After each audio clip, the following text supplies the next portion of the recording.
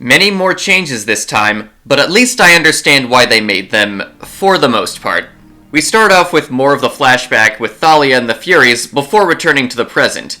So, in the car on the way to camp, Percy realizes that Thalia, as a daughter of Zeus, could fulfill the Great Prophecy, but doesn't have time to contemplate that because Blackjack just shows up in the middle of the road. When Percy goes to talk, as he knows the Pegasus, Sally remarks on how fast the kids are growing up. Before Percy returns to reveal that Clarice hasn't made it to camp with the Fleece, because Luke's forces are starting to attack and camp is underdefended. Sally wants to come and help, but Percy argues against it because she isn't a part of their world, and she'd be a liability.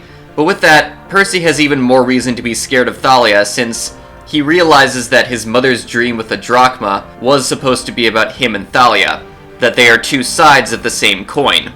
Moving over to camp, Tantalus only cares about the chariot race, giving no mind to the invasion, just like in the book, and he realizes that his curse is lifted as he can grab a chicken leg, but only because he was about to get blasted with a fireball from the Lastrygonians.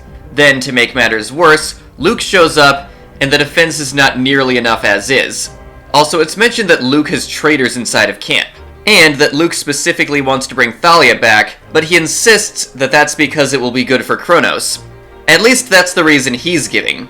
Clarice still has the Fleece, thankfully, and she runs into Chris Rodriguez, who takes her with him. Percy doesn't want to bring Thalia back, but they have other things to worry about. Mr. D is back in control of camp, and unless a Titan is attacking, he can't interfere.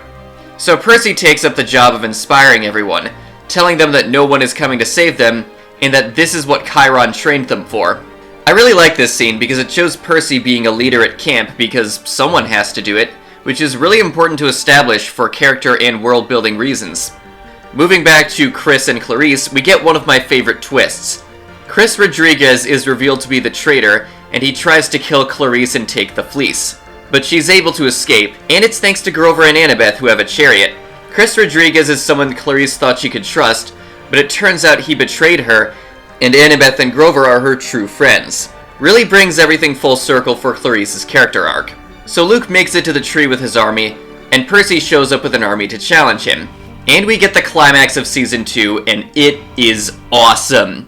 No party ponies, which is a bit disappointing since they weren't in the movie either, but I understand why it was done like this. The party ponies would have been a huge budget sink, and they would have only been in one scene. Plus, this does make for a better TV season climax. A satisfying one too, because it shows camp is also preparing for the inevitable war with the Titans. Luke, of course, goes directly to Percy so he can try to kill him under Kronos' orders, and he comes pretty close. Despite Percy disarming him, Luke just turns the tables and almost stabs Percy. Fortunately, Tyson is there to save him, and he's able to collaborate with Clarice to get the Fleece to the tree. And he has to leave a wounded Annabeth in the process, as if he's overcoming his fatal flaw, at least this time. The Fleece works, and Thalia immediately comes back and shocks literally everyone around her. Next thing Percy knows, he is by the water, talking with Poseidon in a dream. The sea god tells Percy that the war has started and he wants Tyson by his side, to which Tyson, who happens to be there, agrees. And this is when Tyson reveals the story about how he prayed for a friend, but he was sent Percy, his brother, which he sees as a great gift. Poseidon tells Percy that there are forces more powerful than the will of the gods, and he tells Percy to, quote-unquote, brace yourself. Just like the note he sent Percy in the book before Thalia came back. So Percy wakes up before Thalia, and both Annabeth and Grover are there to tell him that he drools in his sleep. Also, Chiron is back, but not much reasoning is given. Clarice respects them a lot more, and Percy actively asks her to say, "Shut up, Jackson," just for a slight bit of normalcy. And then Chiron reveals the truth about what actually happened the night Thalia became the tree. The Furies weren't sent to kill Thalia. They were sent to drive a wedge between her and Zeus. Thalia resents her father, but now that she knows too much, Zeus turns her into a tree to trap her, and ordered Chiron to keep it a secret. This is another change I am okay with, as it is consistent with the god's characterization. Hades was unhappy to see Zeus had broken the oath, so I can believe he and Zeus would do these things. Then Thalia wakes up, and she's happy to see Annabeth, but she notices Annabeth is older. She asks where Luke is, and that's where the season ends. Right at the cliffhanger that leaves you wondering what is going to happen with Thalia. Then we get a trailer for Season 3, which is coming this year. We see Percy awkwardly dancing with Annabeth, just like at the beginning of the Titan's Curse. Then there's another post-credits scene with Cece, who has made statues of Percy and Annabeth. One could wonder what's going to happen to Reyna and Hilla now that Cece's spa wasn't destroyed, thus causing them both to leave like in the books. But I'm not worried about that. It could be easy to justify something else, like some other event causing them to leave the island. They could even have the pirates attack again as revenge, which would still make Percy and Annabeth responsible. Final thoughts.